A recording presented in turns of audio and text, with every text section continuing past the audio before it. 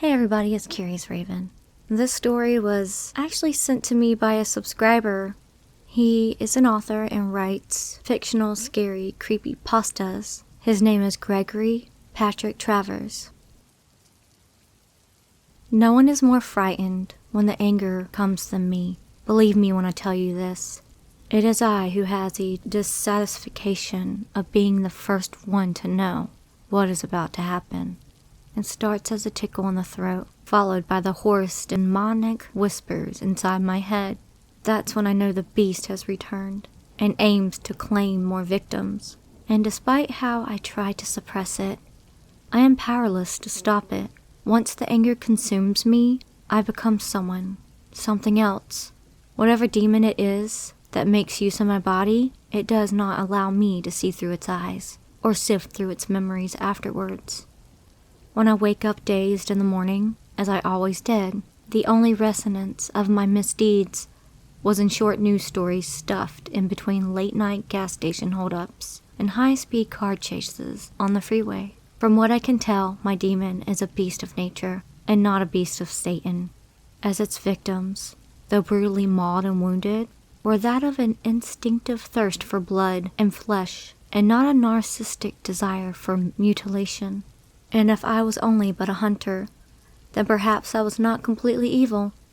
Perhaps my soul was not completely damned. That's what I told myself anyways. But on that cold, snowy Friday evening, as I sat at the wood in the warmth of the corner of the bar I frequented, watching the breaking news on their screens, I came to the realization that my soul was beyond saving. I recognized my handiwork on the news reports. Not only the way the victim was sprawled out like a rag doll, stomach and throat torn open, his insides on the outside, but I recognized the victim himself, despite how gray his cadaver had become, or how much rigor mortis had twisted his once handsome features. I knew the corpse on the bar screen was Scott.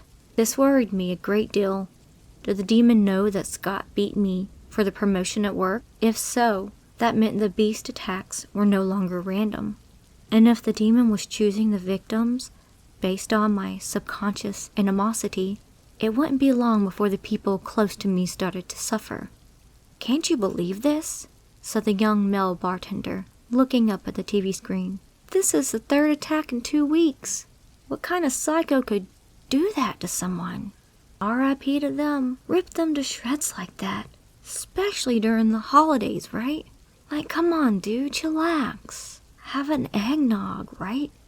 "The news is saying it's a wolf on the loose," I mentioned, as my knife cut into the blue, rare slab of beef sitting in the pale pink blood on my plate. I forked the meat into my mouth, closing my eyes to savor the cool fibers of flesh between my teeth. "I heard people are even buying dog whistles," I added casually mid-chew. The kid scoffed at me. "What? The whole werewolf theory? Whatever, bud. I don't buy it for a second. It's a guy, a serial killer. Trust me, you'll see. When the cops find this guy, you'll see. It ain't no wolf. It's going to turn out to be some farmer, some bus driver, or some other old fart that no one suspected." The kid had a cockiness that I found repugnant, but as I swallowed the ball of meat in my mouth, I thought about what he had just said. Now that I had a connection to the victim, the police would surely want to question me, especially with the knowledge that we were up for the same promotion at work. I wondered, would they see I was hiding something? Would I give myself away? Or worse, would I turn into this thing? And if I did, would they kill me? Could they kill me? Despite knowing the horror my demon has caused, I cannot bring myself to end my life. Maybe the police could do it for me? I was so busy in my thoughts that I didn't even notice Stacy come into the bar and sit down at the stool next to mine. She had to smack me in the arm with a wrapped Christmas gift. "Hello?" she said with a trailing giggle. "Is anybody home?" I came out of my trance, focusing on her pretty young face, encompassed in blonde curls, still harboring fugitive snowflakes, and had smuggled their way inside from the street. She shook her head like a dog coming in from the rain. and snowflakes flew from her hair down into the bar. Some landed on her arm. Sorry about that. She laughed. Then she handed me the Christmas gift that she had held in her hands. Here, she said, I got this for you. I took the gift from her and squeezed it. It felt like a shirt. What is it? I asked. It's a shirt, she replied. I tore the wrapping paper open and pulled out a black t-shirt with "Wish You Were Beer" printed on it in big, bold lettering. I couldn't help but chuckle. It's great, I said, draping the shirt over my wool sweater to model it for Stacy and less so the bartender. I'll wear it everywhere. She gave me a soft tap on the back. I thought you would like it. I folded the shirt neatly and placed it on the bar beside my cutlery. Geez, blue rare steak again? She said colorfully, her face twisted as she looked at the pool of blood on the plate. Hey, the man likes his steak, said the bartender, flashing Stacy a smile. What's up, Stacy? Are you my evening sauce slinger? Sure am, she answered. The kid looked at his watch. You're early, bud. I just want to drop off a present to my favorite regular, she said. She smiled at me and winked. I could have sat there gazing into her beautiful green eyes until the end of time. Stacy brought upon calm in which I could not find nowhere else. Maybe that's why I chose to have dinner there 4 days a week. It certainly wasn't the food. When Stacy was around, the anger was not. There was no tingle in the throat. There were no whispering voices. My demons settled like dust on an old bookshelf. Stacy, whether she knew it or not, was my angel. I wondered if perhaps there might come a day when I could have her for myself. Maybe if she was mine and around me all the time, I would be rid of this horrible curse once and for all. Without warning, I was ripped from my fantasy by a sudden shrill screech that sliced through my skull like a chainsaw. The deafening ring vibrated inside my head to the point I thought my brain might explode from the pressure. I clenched my jaw and slammed my fist down on the bar.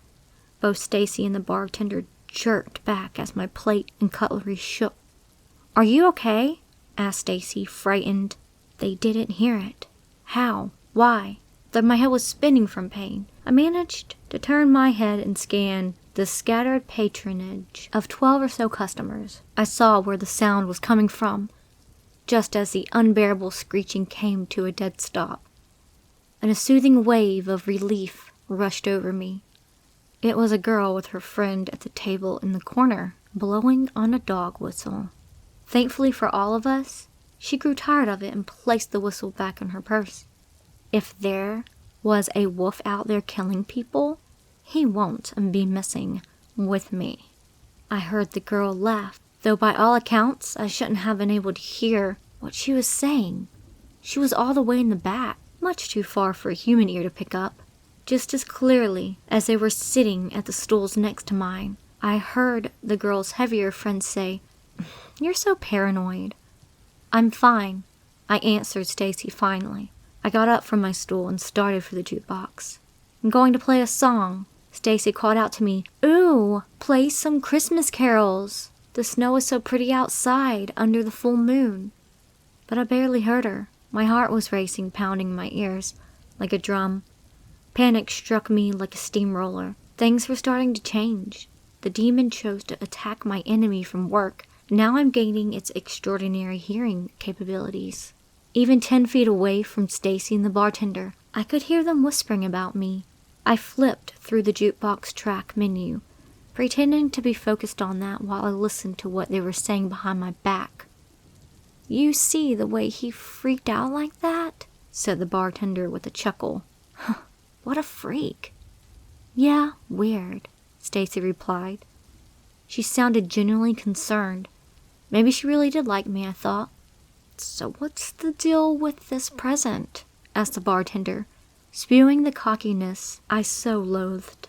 You got a crush on that clown or something? Ew, no, she said right away. I felt the stab of her recoil in my gut. I just feel bad for the guy, she continued. I mean, it's 3 days until Christmas and he's still here every day eating steak by himself. He's obviously got nobody. Well, as long as you're not going to take the charity case home or anything like that. You make me jealous, babe. That's sweet, she sighed. You coming over tonight? He asked her. As soon as I get off, she answered lustfully. Oh, you'll be getting off all right. The bartender swooned. Suddenly I felt a familiar tingle in my throat. How foolish I was to think that Stacy saw me as anything but a customer, anything but a tip. In her mind, I was just a pathetic, lonely guy with nowhere to go for the holidays.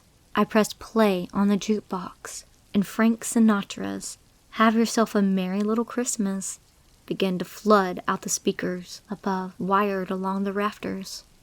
But I couldn't hear the music. I couldn't hear anything at all. The whispers, hoarse demonic whispers in the back of my mind drowned out the string orchestra and Frank's smooth baritone voice. He's laughing at you, the voice whispered mockingly. They're both laughing at you. I was starting to sweat. The voice became louder and more violent. The tingle in my throat had evolved into a pulsing ache. It was no use fighting it. The anger was returning. Soon I would lose all control. Soon the demon would be free, and no one would be leaving this bar. The end.